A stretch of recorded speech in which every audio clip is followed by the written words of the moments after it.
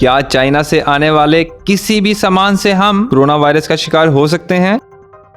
पहली बात कि चाइना से आप तक सामान पहुंचने में इतना वक्त दरकार है कि उस दौरानिये में वायरस जिंदा नहीं रह सकता। दूसरी बात, कोरोना वायरस सिर्फ जानदार चीजों में जिंदा रह सकता है और अगर कोई सामान आ रहा है तो उसके साथ वो नहीं आ सकता। लेकिन एहतियाती तदाबीर को खातिर में लाते हुए इस वक्त चाइना से तमाम ममालिक ने तजारती लेन देन बंद की हुई है। तो ये थी दोस्तों आज की वीडियो। अगर ये वीडियो पसंद आई तो लाइक करें और मज़ीद इसी तरह की वीडियोस देखने के लिए इस चैनल को सब्सक्राइब करें। आपसे जल्द मुलाकात होगी कुछ नए फैक्ट्स के साथ। तब तक के लिए अल्लाह हाफिज़।